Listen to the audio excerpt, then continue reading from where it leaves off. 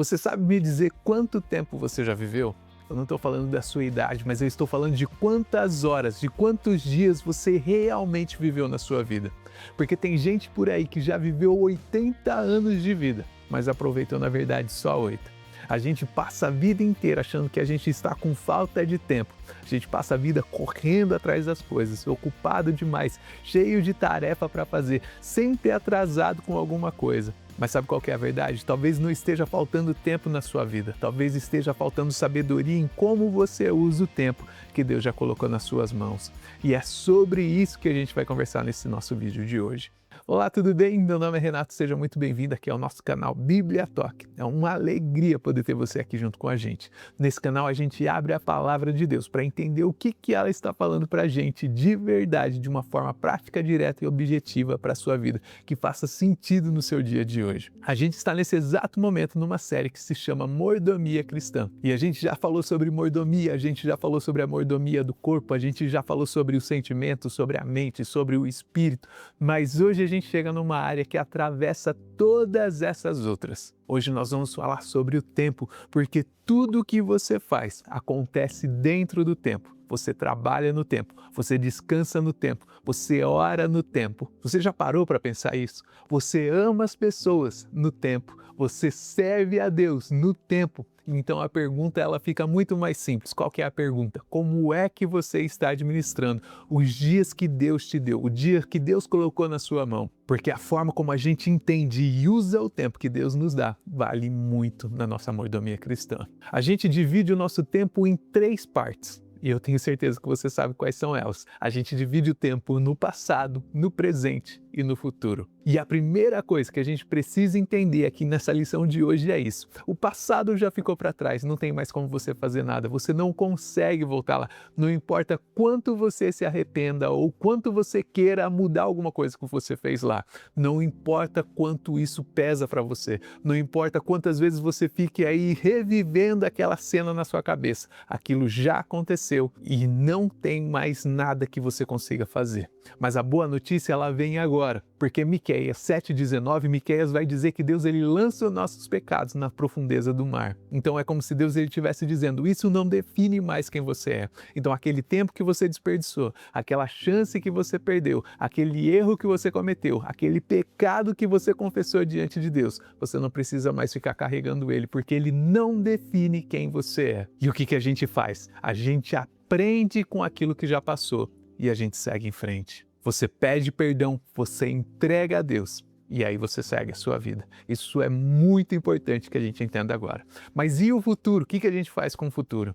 O futuro também não está na sua mão. Me desculpa dizer isso, mas tem muita gente que perde sono por causa do amanhã e se preocupa com a semana que vem, com o mês que vem, com o ano que vem, com tudo que pode acontecer de certo, de errado, está ali matutando na cabeça o tempo todo. Mas a Bíblia ela nos chama para confiar em Deus. Jeremias 29:11 mostra que Deus ele tem plano de paz, plano de esperança, planos para o seu futuro, para o futuro do seu povo. Sabe o que isso não significa? Não significa que você pode viver a sua vida de qualquer jeito, mas significa que o seu futuro não está solto. O seu futuro está debaixo do governo de Deus. Então presta atenção nisso que eu tenho para falar para você hoje. Não é falta de fé você planejar. Na verdade, você deve planejar sim, você deve planejar muito, mas é falta de fé quando você deixa o planejamento, a ansiedade do futuro dominar a sua vida. Você planeja, você prepara, você faz a sua parte, mas sabe o que você faz? Você descansa em Deus, sabendo que Ele é o dono do seu futuro e o seu futuro continua no controle dele. Então, se o passado já foi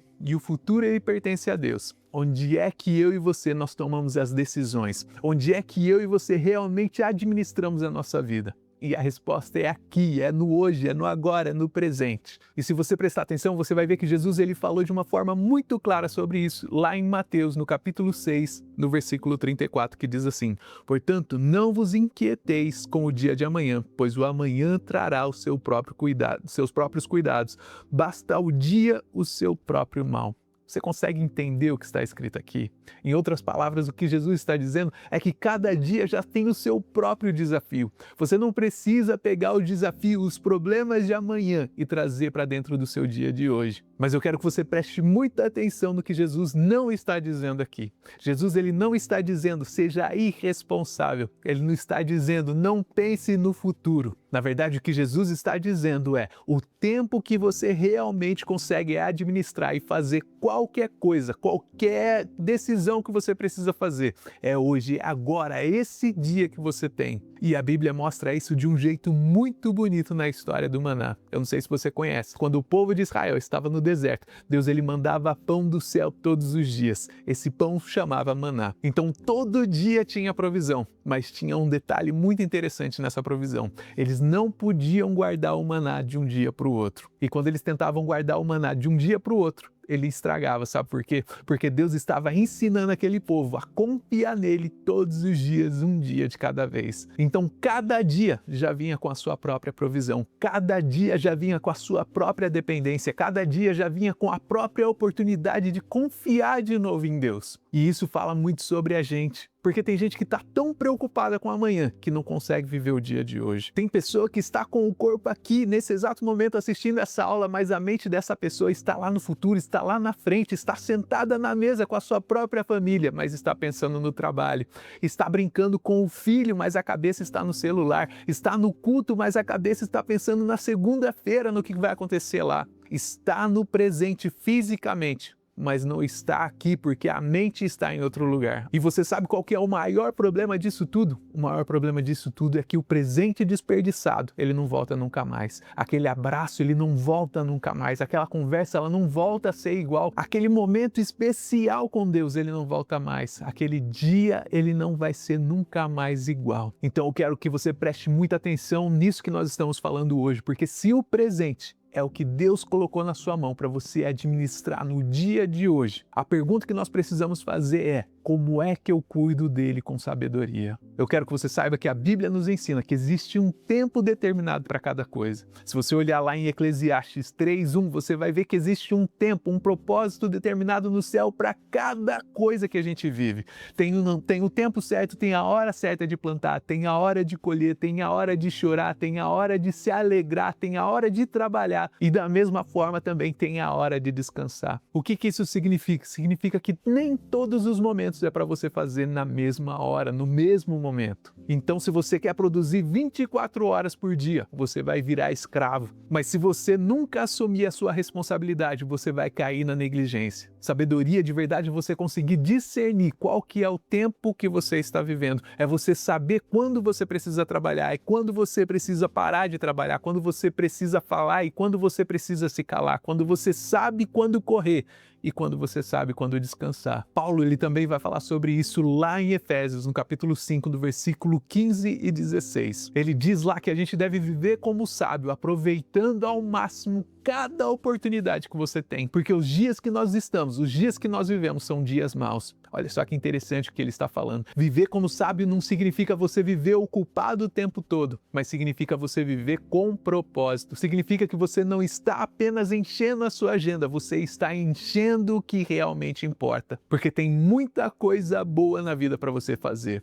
Tem muito convite para você atender, tem muito projeto para você fazer, muitas oportunidades para você fazer, notificações, demandas, tudo coisa boa para a gente fazer na nossa vida. Mas a gente precisa entender que nem todas as coisas têm urgência e importância. Às vezes o que está gritando aí dentro da sua cabeça, uma preocupação que está gritando na sua cabeça nem é importante, nem era aquilo que Deus estava pedindo de você. É como você entrar numa livraria enorme, gigante, eu não sei se você já foi numa livraria enorme, tem livro bom para todo lado, mas se você tentar ler todos esses livros ao mesmo tempo, você não vai conseguir ler nenhum direito. E a vida é exatamente assim. Tem muita coisa boa para fazer, mas você precisa ter sabedoria para saber o que você precisa fazer agora. E aqui entra uma verdade que talvez doa aí dentro do seu coração, porque o jeito que você usa o seu tempo revela quem está governando o seu coração. Se você tem tempo para tudo e você diz que não tem tempo para Deus, isso está dizendo algo sobre você. Se você tem tempo para tela, para rede social e nunca tem tempo para oração, isso está dizendo alguma coisa para você. Se você tem tempo para correr atrás do dinheiro e você não tem tempo de cuidar da sua família, isso está dizendo algo para você. Não é sobre a culpa, mas é sobre a direção. Porque quando o seu coração ele se volta para Deus, o seu tempo ele começa a se reorganizar também. E talvez você esteja ouvindo isso e você está percebendo aí que o problema não está na falta de agenda, de tempo, mas na verdade é o cansaço. É uma alma que vive correndo, mas está esgotada por dentro. A verdade é que tem gente que está ocupada demais, mas não é porque elas têm muitas coisas para fazer, mas na verdade é porque essa pessoa ela tem medo de parar. Porque quando ela para, aí vem a ansiedade, vem aquele silêncio, vem aquela preocupação. E quando essa pessoa deita a cabeça no travesseiro, a mente ela continua trabalhando. E aí o que essa pessoa faz? Essa pessoa se enche de tarefa, ela se enche de compromisso, de tela, de mensagens, de cobrança. Porque enquanto essa pessoa está ocupada, ela não precisa encarar a realidade, ela não precisa ver o que está acontecendo por dentro dela. Mas Deus ele não te chamou para você viver fugindo dentro da sua própria rotina. Deus ele não te chamou apenas para você pensar em sobreviver todos os dias, mas ele te chamou para caminhar com ele todos os dias. Mas deixa eu te lembrar de uma coisa,